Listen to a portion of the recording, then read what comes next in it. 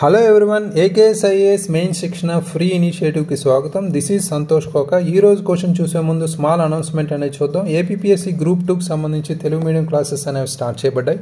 Prelims mains బ్యాచ్కి సంబంధించి పూర్తి syllabus కవరేజ్తో రాష్ట్ర స్థాయి అధ్యాపకులతో మెటీరియల్ అండ్ టెస్ట్ సిరీస్ అనేవి నిర్వహించబడతాయి. అయితే ఇక్కడ ఫోన్ నెంబర్స్కి ఇతర వివరాల కోసం ఈ ఫోన్ నెంబర్స్కి సంప్రదించవచ్చు.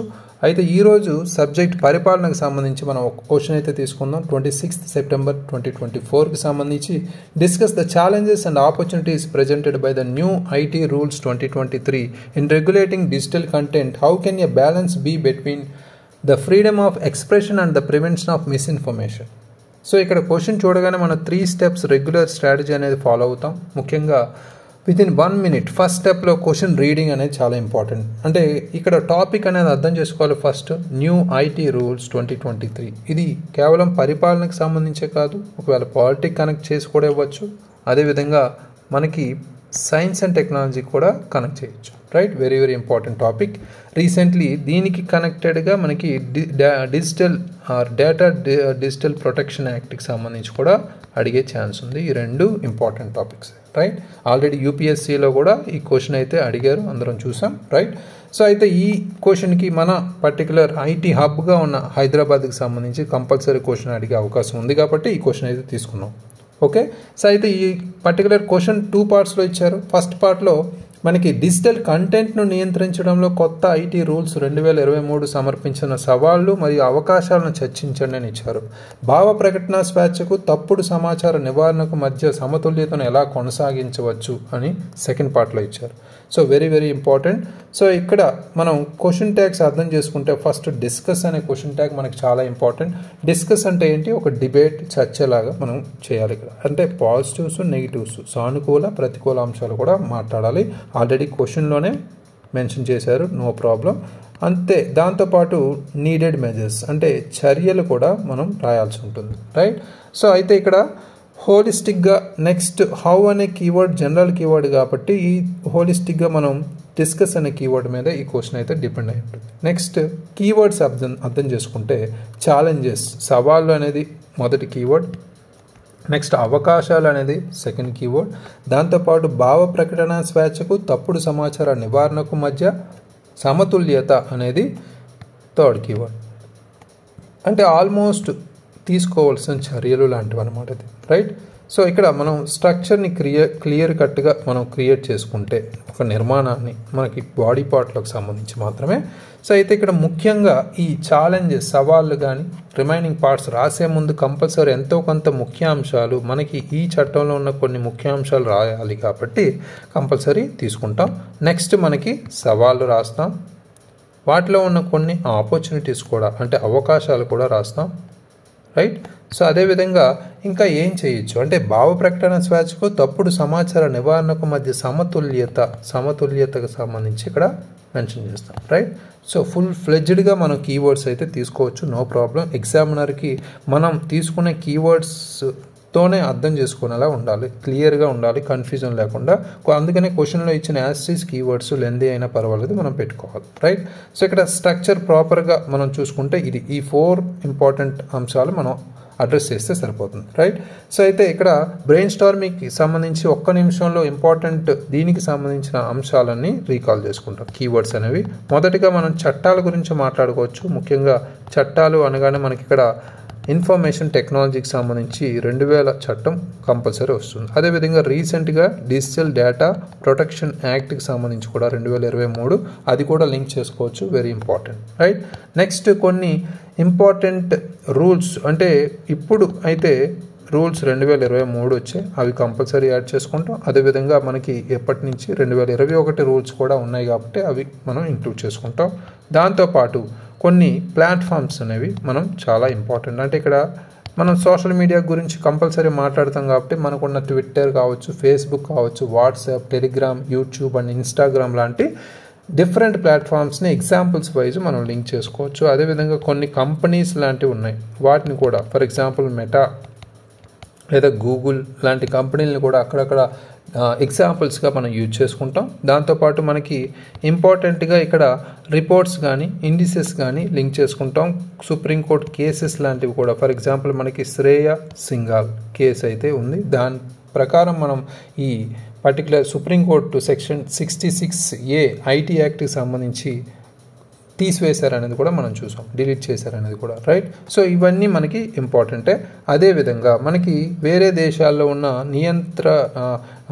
నియంత్రణకు సంబంధించి రెగ్యులేషన్ మెకానిజమ్స్ కానీ కొన్ని ఇంపార్టెంట్ విధానాలు కానీ మనం ఫర్ ఎగ్జాంపుల్ ఫిన్లాండ్ తీసుకుంటే దాంట్లో డిజిటల్ లిటరసీ అండ్ ఎడ్యుకేషన్ అనేది బాగా ఉంది. దాన్ని మనం ఇండియాలో ఆ విధానాన్ని మనం ఆపాదించుకోవచ్చా అనే ఎగ్జాంపుల్స్ మనం కంపల్సరీ ఇంక్లూడ్ చేసుకుంటాం. అదేవిధంగా జర్మనీకి సంబంధించి ఏం చేశారు దానికి కూడా మనం ఇక్కడ ఇంక్లూడ్ చేసుకోవచ్చు, రెగ్యులేటరీ మెకానిజానికి సంబంధించి. ఇలాంటివి మనం కంపల్సరీ కీవర్డ్స్ అనేవి కంపల్సరీ ఇంక్లూడ్ చేసుకోవాలి, మన ఆన్సర్లో కంపల్సరీ ఉండాలి ఎగ్జామినర్కి అటెన్షన్ కోసం, రైట్.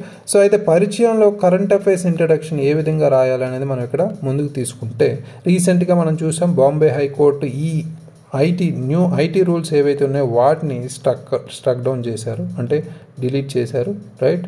సో ఇక్కడ మేజర్గా దాని గురించి రాస్తాం. Bombay high court related issue recent current affairs కాబట్టి కంపల్సరీ అది రాస్తాం. లేదా ఇక్కడ ఏప్రిల్లో 2023లో ఈ భారత ప్రభుత్వం ఇన్ఫర్మేషన్ టెక్నాలజీ మధ్యవర్తి మార్గదర్శకాలు లేదా డిజిటల్ మీడియా నైతిక కోడ్ ఏదైతే ఉందో దాన్ని తీసుకొచ్చారు కాబట్టి ఐటీ రూల్స్ 2023. సో వీటికి సంబంధించి మనం ఇక్కడ మెన్షన్ చేస్తాం, right. Simple introduction, right. So ఇవి మనకి ఇంపార్టెంట్. అదర్ దాన్ దట్ మనకి ఇక్కడ స్టాటిక్ లేదా బ్యాక్గ్రౌండ్కి సంబంధించి మనం లింక్ చేసుకుంటాం, ముఖ్యంగా ఇక్కడ ఫోకస్ ఏరియా. సో ఇక్కడ ఐటీ చట్టానికి సంబంధించి 2000, అదేవిధంగా అంతకుముందున్న ఐటీ రూల్స్ ఏవైతే ఉన్నాయో 2023 గురించి కూడా ఇక్కడ మాట్లాడతాం క్లియర్ కట్గా, రైట్. సో ఇక్కడ బాడీ పార్ట్లోకి వచ్చేసరికి ముఖ్యంగా మనం ఒక్కొక్క స్ట్రక్చర్లో మనం ఏవైతే క్రియేట్ చేసుకున్నామో ఒక్కొక్క పార్ట్ని మనం ఇక్కడ అడ్రస్ చేస్తాం. మొదటగా ముఖ్యాంశాలు అనుకున్నాం కాబట్టి ముఖ్యాంశాలు ఏవైతే ఉన్నాయో వాటిని మనం ఇక్కడ మెన్షన్ చేస్తాం. ముఖ్యాంశాలలో ముందుగా మనకి ఫ్యాక్ట్ చెకింగ్ యూనిట్ అంటాం. అంటే ఏంటి? వాస్తవ తనిఖీ విభాగం. సో ఇది చాలా ఇంపార్టెంట్ ఇక్కడ. సో దీని గురించి ఇక్కడ రీసెంట్గా బాంబే హైకోర్టు కూడా దీన్ని స్ట్రక్ డౌన్ చేయాల్సి వచ్చింది అనేది కూడా మనం చూసాం, రైట్. సో ఎక్కువ ప్రభుత్వ విధానాలు మరియు కార్యక్రమాలకు సంబంధించిన ఏదైనా నకిలీ లేదా తప్పుడు సమాచారాన్ని గుర్తించడానికి ఈ ఫ్యాక్ట్ చెక్ యూనిట్లు ఏర్పాటు చేయడానికి ఈ ఐటీ రూల్స్ అయితే అనుమతిస్తున్నాయి, ప్రభుత్వానికి అధికారం ఇస్తున్నాయి, రైట్.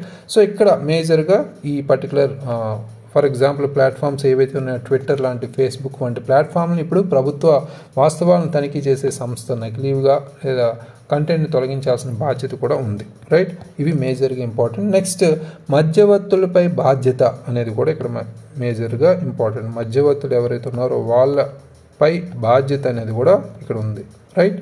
సో అది కూడా ఇంపార్టెంట్ ఇక్కడ.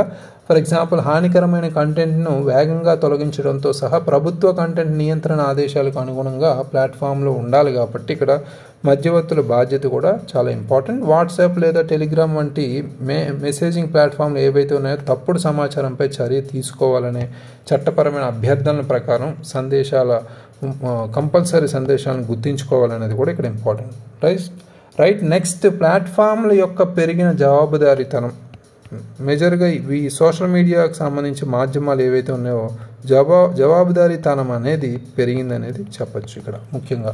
సో ఎందుకంటే సోషల్ మీడియా కంపెనీలు సమ్మతి అధికారులు కావచ్చు లేదా ఫిర్యాదుల అధికారులు మరియు భారతదేశంలో ఉన్న నోడల్ అధికారి ఎవరైతే ఉన్నారో వీటికి సంబంధించి నియమించాల్సిన అవసరం అయితే ఉంది, రైట్. సో ఇక్కడ ఫర్ ఎగ్జాంపుల్ రీసెంట్గా మనం కొన్ని డిజిటల్ న్యూస్ రిపోర్ట్స్ ప్రకారం చూసుకుంటే డిజిటల్ ప్లాట్ఫామ్స్కి భారతదేశం అతిపెద్ద మార్కెట్లో ఒకటిగా ఉంది కాబట్టి ఈ కొత్త మార్గదర్శకాల ప్రాముఖ్యత అయితే పెరుగుతుంది, రైట్. సో ఇవన్నీ మనకి మేజర్గా ఇక్కడ కొన్ని ముఖ్యాంశాలుగా మనకి ఈ ఐటీ రూల్స్ ఉన్నాయి చెప్పుకోవచ్చు. అదర్ దాన్ దట్ మనం ఇక్కడ నెక్స్ట్ కీవర్డ్స్ని మనం అడ్రస్ చేసుకోవాలి. ముందుగా మనం ఐటీ రూల్స్ యొక్క ప్రాముఖ్యత లేదా కొన్ని ముఖ్యాంశాలు రాసాం అంతే, హైలైట్స్. నెక్స్ట్ సవాళ్ళు అనేవి క్వశ్చన్లో ఇచ్చిన కీవర్డ్ అనుసంధానించి రాసాం.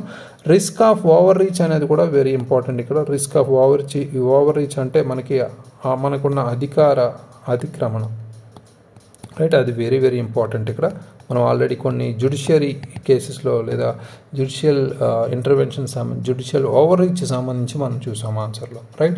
సో ఇక్కడ నకిలీ వార్తలను కొన్ని పుట్టించడం, ప్రభుత్వానికి అధికారం ఇవ్వడం దుర్వినియోగం, అంటే నకిలీ వార్తలు ఏవైతే ఉన్నాయో దాన్ని మనం ఫోకస్ చేయడం, ప్రభుత్వానికి అధికారం ఇవ్వడం దుర్వినియోగానికి దారితీస్తుంది అనేది కూడా ఇక్కడ చెప్తున్నారు.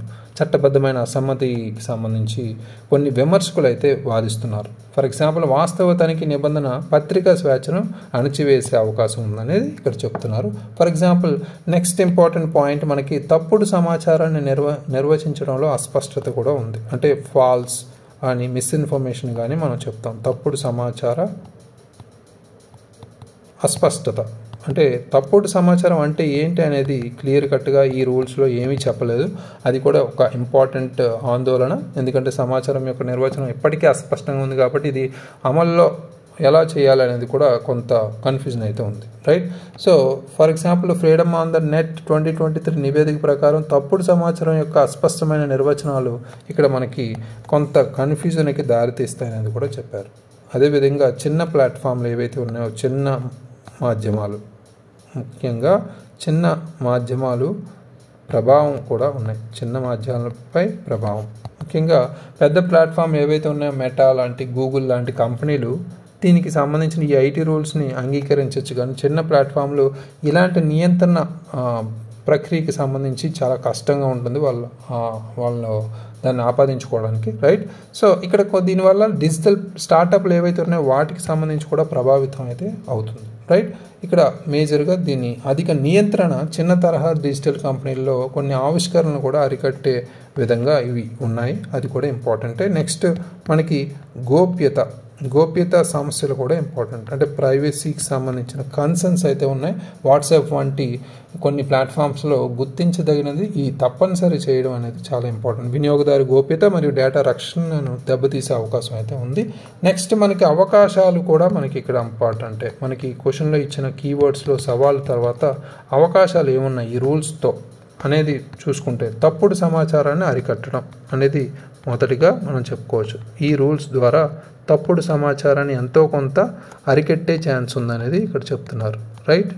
So very very important. అయితే ఇక్కడ కఠినమైన వాస్తవ తనిఖీ యంత్రాంగం ఏదైతే ఉందో దాన్ని తప్పుడు సమాచార వ్యాప్తిని గణనీయంగా తగ్గించే సామర్థ్యాన్ని ఇది కలిగి ఉంది. కాబట్టి ముఖ్యంగా మనం ప్రజారోగ్యం, జాతీయ భద్రత అనే అంశాలు తీసుకోవచ్చు ఇక్కడ. ఎందుకంటే మనం ముఖ్యంగా కోవిడ్-19 టైంలో చూసాం కొన్ని ప్రాంతాల్లో ఈ టీకాలపై తప్పుడు సమాచారం ప్రజల మీద ఆందోళన కూడా ఎక్కువ చేసింది, రైట్. సో దాని మీద మనం చూసుకుంటే ఇక్కడ మేజర్గా ఈ తప్పుడు సమాచారం ముఖ్యంగా ప్రజారోగ్యం, జాతీయ భద్రత మీద రాకుండా చూసుకోవాలి, రైట్. నెక్స్ట్ ప్లాట్ఫామ్ మనం మేజర్గా మాధ్యమాల జవాబుదారీతనం అనేది కూడా మనం ఇందాక చూసాం. అది కూడా ఇక్కడ ఇంపార్టెంటే. జవాబుదారీతనం అనేది పెరిగింది. డిజిటల్ మధ్యవర్తులను జవాబుదారీగా ఉంచడం, మెరుగైన ఇక్కడ కంటెంట్ ఏదైతే ఉందో దాన్ని మోడిఫికేషన్ అనేది జరుగుతుంది. సురక్షితమైన డిజిటల్ వాతావరణం కూడా సృష్టించడానికి సహాయపడింది. For example, Microsoft digital civility index ఏదైతే ఉందో దానికి సంబంధించి మన ఆన్లైన్ నాగరికతలో భారతదేశం తక్కువ స్థానంలో ఉందని చెప్తున్నారు. అంటే ఇక్కడ డిజిటల్ సివిలిటీ ఇండెక్స్ అనేది మనం ఇంపార్టెంట్ 2023 సంబంధించి ఇండియాలో ఏ స్థానంలో ఉన్నదని మనం ఫైండ్ అవుట్ చేయాలి. ఇలాంటివి ప్రిలిమ్స్ వైజ్ మనకి ఇచ్చే అవకాశం ఉంది, రైట్. సో నెక్స్ట్ వినియోగదారు సాధికారత అనేది కూడా మనకి ఇంపార్టెంటే. వినియోగదారు సాధికారిత, రైట్. సో ఇక్కడ ఇది కూడా మనకి ఒక అవకాశంగానే చెప్పుకోవచ్చు. ఎందుకంటే ఫిర్యాదుల పరిష్కార యంత్రాంగం మనకి ఇక్కడ వినియోగదారులకు హానికరమైన లేదా అభ్యంతరకరమైన కంటెంట్ను నివేదించడానికి అనుమతిస్తుంది. అది కూడా very very important. For example, YouTube, Instagram వంటి ప్లాట్ఫామ్లు 24 గంటలలోపు ఈ వినియోగదారుల ఫిర్యాదులను అంగీకరించడానికి కంపల్సరీ ఈ ఐటీ రూల్ పెట్టింది. అంటే 24 అవర్స్లో వాళ్ళకున్న ఫిర్యాదుల ఏవైతే ఉన్నాయో గ్రీవెన్స్ రిడ్రెసల్ మెకానిజం ఏదైతే ఉందో ఈ వినియోగదారుల ఫిర్యాదులను కంపల్సరీ యాక్సెప్ట్ చేయాల్సిందే వారు 24 గంటల్లో, రైట్. సో ఇవి మనకి అవకాశాలుగా మనం చెప్పుకోవచ్చు. నెక్స్ట్ మనం చూసుకుంటే ఎలా సమతుల్యత మీద మనం ఇక్కడ కంపల్సరీ మెన్షన్ చేయాలి. సమతుల్యత చేసే అంశాలు ఏంటి? ఫర్ ఎగ్జాంపుల్, పారదర్శకంగా ఉండాలి. ఏంటి? ముఖ్యంగా వాస్తవ తనిఖీ యంత్రాంగం ఏదైతే ప్రవేశపెట్టారో ఫ్యాక్ట్ చెకింగ్ యూనిట్, రైట్, తనిఖీ యంత్రాంగం ఏదైతే ఉందో దాన్ని చట్టబద్ధమైన కంటెంట్ మనకి నిరోధించడానికి, ఈ సెన్సార్షిప్ నిరోధించడానికి ఈ వాస్తవ తనిఖీ ప్రక్రియ పారదర్శకంగా, స్వతంత్రంగా మరియు రాజకీయ పక్షపాతం లేకుండా ఉండేలా ప్రభుత్వం చూసుకోవాలనేది కూడా ఇక్కడ మేజర్ పాయింట్. నెక్స్ట్ మనకి ఇక్కడ ఎగ్జాంపుల్గా జర్మనీ కూడా మనం తీసుకోవచ్చు. ఎందుకంటే జర్మనీ వంటి దేశాలు ఈ డిజిటల్ కంటెంట్ మోడరేషన్ను పర్యవేక్షించడానికి స్వతంత్ర నియంత్రణ సంస్థలను కూడా కలిగి ఉన్నాయి. ఇలాంటివి మనకి కనెక్ట్ చేస్తే ఇండియాలో ఏం చేయాలనేది కూడా క్లియర్గా మనం చెప్పుకోవచ్చు. లేదా నెక్స్ట్ మనకి బహుళ భాగస్వామ్య విధానం అనేది కూడా మనకి ఇంపార్టెంట్. అంటే ముఖ్యంగా విధాన రూపకల్పన ప్రక్రియలో పౌర సమాజం, మీడియా సంస్థలు మరియు సాంకేతిక వేదికలను కూడా మనం ఇంక్లూడ్ చేయాల్సిన అవసరం అయితే ఉంది. ఇక్కడ బహుళ దృక్పథాలను పరిగణలోకి తీసుకోవడం వల్ల వాక్ స్వేచ్ఛను పరిరక్షించే అవకాశం అయితే ఉంది. అది కూడా ఇంపార్టెంట్ పాయింటే. నెక్స్ట్ మనం జ్యుడిషియల్ ఓవర్ రీచ్ అంటాం. అంటే న్యాయపరమైన పరిధి, న్యాయపరమైన అతిక్రమణ. ఇక్కడ ముఖ్యంగా జ్యుడిషియల్ ఓవర్ రీచ్ అంటే ముఖ్యంగా కంటెంట్ తొలగింపులు కావచ్చు, కొన్ని సెన్సార్షిప్ ఆర్డర్లు లాంటివి న్యాయ సమీక్షకు లోబడి ఉన్నాయని నిర్ధారించడం అనేది సంభావ్య ప్రభుత్వ అతిక్రమణ నుండి రక్షిస్తుంది అనేది కూడా మనకి ఇంపార్టెంటే, రైట్. ఫర్ ఎగ్జాంపుల్ మనకి అంతకుముందు ఐటీ చట్టంలోని సెక్షన్ 2000 ఐటీ చట్టంలోని ఉన్న సెక్షన్ 66A తొలగించడం అనేది మనకు Shreya Singhal versus union of India తీర్పుకు సంబంధించి మనం చూసాం, రైట్. ఇది ఆన్లైన్లో వాక్ స్వాతంత్ర్యాన్ని రక్షించడానికి న్యాయపరమైన పర్యవేక్షణ అవసరాన్ని నొక్కి చెప్పిన కేసు కాబట్టి దీన్ని ఇక్కడ మనం కంపల్సరీ ఇంక్లూడ్ చేసుకోవాలి, right. So very very important Shreya Singhal case, right. So related to our topic, అందుకనే కంపల్సరీ ఇంక్లూడ్ చేసుకోవాలి. నెక్స్ట్ 4th పాయింట్ మనం కంపల్సరీ ఇంక్లూడ్ చేసుకోవాల్సిన ఈ విద్య మరియు డిజిటల్ అక్షరాస్యత అనే పాయింట్ కూడా మనకి ఇంపార్టెంటే. ముఖ్యంగా ఇక్కడ మనం లింక్ చేసుకోవాల్సిన అవసరం ఏంటంటే ఈ పౌరులలో ముఖ్యంగా డిజిటల్ అక్షరాస్యతను ప్రోత్సహించడం వల్ల నిజమైన మరియు నకిలీ వార్తల మధ్య తేడాను గుర్తించే వీలుంటుంది. కాబట్టి ఫర్ ఎగ్జాంపుల్ ఇక్కడ ఫిన్లాండ్ లాంటి దేశాలను మనం లింక్ చేయొచ్చు. ఎందుకంటే అత్యధిక స్థాయి మీడియా అక్షరాస్యతను కలిగి ఉన్న ఫిన్లాండ్ కొన్ని కఠినమైన నియంత్రణను తీసుకోకుండానే ఈ తప్పుడు సమాచారాన్ని ఎదుర్కోవడానికి ఒక నమూనాగా మనకు ఉపయోగపడుతుంది. అంటే కొన్ని చోట్ల స్ట్రింజెంట్ లేదా స్ట్రిక్ట్ రెగ్యులేషన్స్ తీసుకోవడం వల్ల, లేదా కఠినమైన నియంత్రణ తీసుకోవడం వల్ల వాళ్ళు ఫాలో అవ్వలేకపోవచ్చు. బట్ ఇక్కడ అలాంటివి ఏమి లేకుండానే వాళ్ళకి అత్యధిక స్థాయిలో మీడియా అక్షరాస్యతను కలిగించి ఇక్కడ ఈ ఏవైతే ఉన్నాయో ఆ సమాచారం, తప్పుడు సమాచారం ఎదుర్కొనే విధంగా ముందుకెళ్తున్నారు. ఇవి ఇండియా వాళ్ళు ఆపాదించుకుంటే ఎలా ఉంటుందనే దాని మీద మనం రాయాలి, రైట్. నెక్స్ట్ ముగింపుకు వచ్చేసరికి 1 నుంచి 1.5 భవిష్యత్తును ఉద్దేశించి ఇక్కడ లింక్ చేసుకోవచ్చు.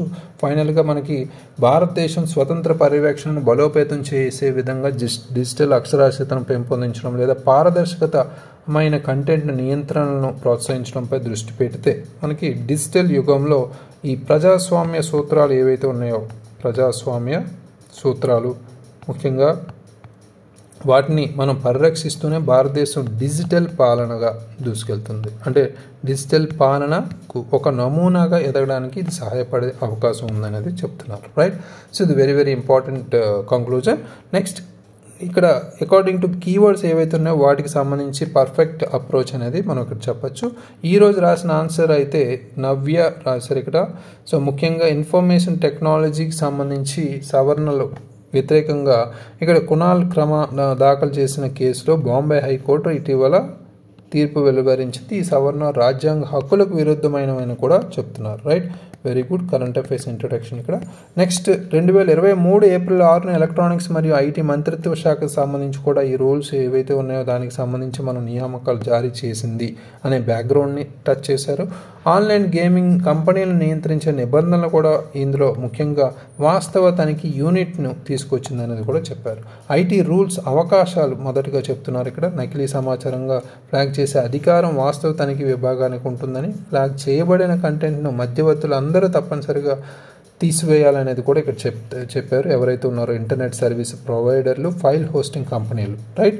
నెక్స్ట్ ఐటీ చట్టం 2000 సంబంధించి సెక్షన్ 79 ద్వారా ఇచ్చే రక్షణను కూడా కోల్పోవచ్చు అనేది కూడా చెప్తున్నారు. ఎవరైనా మధ్యవర్తి విఫలమైతే మధ్యవర్తులకు సంబంధించి కూడా ప్రాధాన్యత అయితే చెప్పారు. ఫేస్బుక్, యూట్యూబ్ లాంటి మీడియా ప్లాట్ఫామ్స్ కూడా లింక్ చేసుకున్నారు. ఆన్లైన్ గేమింగ్ ప్లాట్ఫామ్లు స్వీయ నియంత్రణతో నమోదు చేసుకోవాలనేది కూడా చెప్పారు.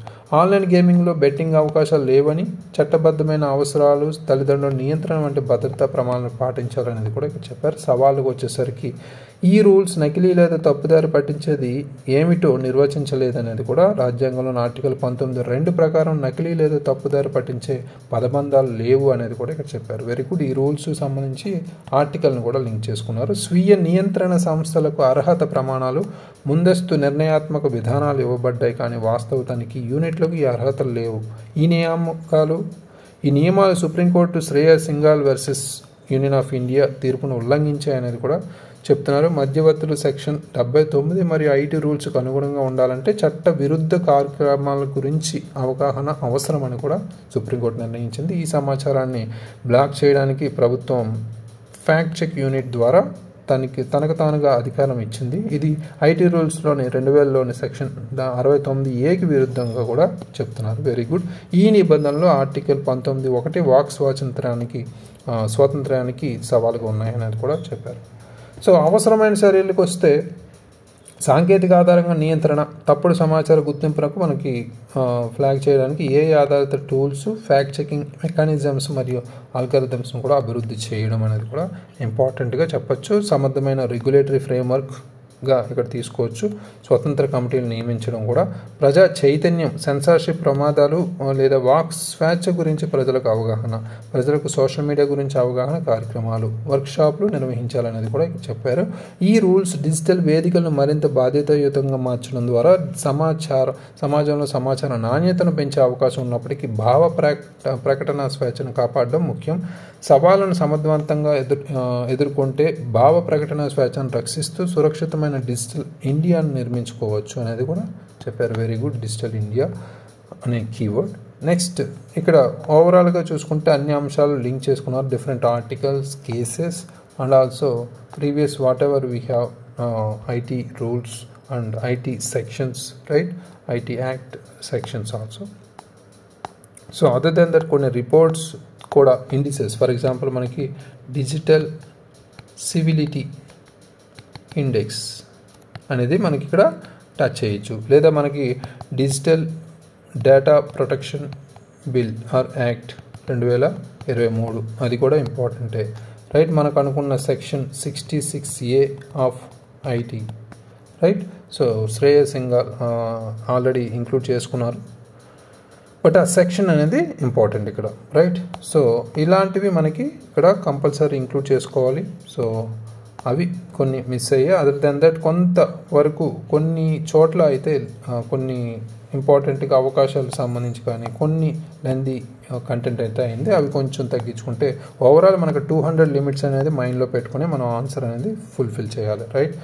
సో ఓవరాల్గా first current affairs introduction, background అన్నీ ఇంపార్టెంట్గా లింక్ చేసుకున్నారు. అదేవిధంగా ఇంపార్టెంట్గా కొన్ని ఎగ్జాంపుల్స్ ప్రాపర్గా అకార్డింగ్ టు ద డిమాండ్ అనేది మనం లింక్ చేసుకున్నారు. సో అవసరమైన చర్యలకు వచ్చేసరికి ఇంకా మనకి వేరే కంట్రీస్ అంటే జర్మనీ కావచ్చు, మనం చెప్పినట్టు ఫిన్లాండ్ డిజిటల్ ఎడ్యుకేషన్ అనేది కూడా మనం ఇక్కడ లింక్ చేసుకోవచ్చు. వాళ్ళు ఏ విధానాలు లేదా నియంత్రణకు సంబంధించి ఏం ఆపాదించుకుంటున్నారు, ఉపయోగించుకుంటున్నారు అనేది మన ఇండియా ఆపాదించుకుంటే ఎలా ఉంటుంది అనేది కూడా ఇక్కడ చెప్పచ్చు, రైట్. ఫైనల్గా గుడ్ కంక్లూజన్. ఓవరాల్గా ఈ ఆన్సర్కి మనం 6/10 మార్క్స్ అయితే ఇవ్వచ్చు. Very good effort. సో హోలిస్టికల్గా చూసుకుంటే ఒక ఫ్లో, ఒక కంటిన్యూటీతో కనిపిస్తున్న ఆన్సర్. సో మిస్ అయిన అంశాలు అయితే ఎక్కువ లేవు. సో కొన్ని రీసెంట్ యాక్ట్ ఏదైతే ఉందో 2023 డిజిటల్ యాక్ట్, దాంతోపాటు కొన్ని ఐటీ రూల్స్ 2021 ఇలాంటివి వేరే కంట్రీని మనం లింక్ చేసుకోవడం, ఇవన్నీ చూసుకోవాలి. LNI టెక్నిక్ అనేది మర్చిపోకూడదు. Very good. Okay. So next ఈరోజు టుమారో క్వశ్చన్ చూసుకుంటే మెయిన్ శిక్షణ డే 79 essay 27 September 2024 సంబంధించి how ancient Indian philosophies can guide modern governance. ప్రాచీన భారతీయ తత్వాలు ఆధునిక పాలనకు ఎలా మార్గనిర్దేశం చేయగలవు అని ఇచ్చారు. ఇది జనరల్ ఎస్సే 4గా తీసుకున్నాం. ఆల్రెడీ 3 మన ఎస్సేస్ కంప్లీట్ చేసుకున్నాం. ఇది కంప్లీట్గా ఎస్సే రిలేటెడ్, హిస్టరీ రిలేటెడ్ ఎస్సేగా చెప్పుకోవచ్చు. హిస్టరీ అయినప్పటికీ మనం అన్ని డైమెన్షన్లో మనం లింక్ చేస్తేనే అది ఎస్సే అవుతుంది. జాగ్రత్తగా షార్ట్ ఆన్సర్స్లా కాకుండా విత్ డిఫరెంట్ డైమెన్షన్స్తో రాయడానికి ట్రై చేయండి. Reports, indices and different experts opinion కావచ్చు, కొన్ని కోడ్స్ కావచ్చు, అన్నీ లింక్ చేసుకుంటూ మనం ఒక పర్ఫెక్ట్ ఎస్సేగా మనం రాయడానికి ట్రై చేయాలి. So right your answers and upload in the AKS app. Thank you very much. All the very best.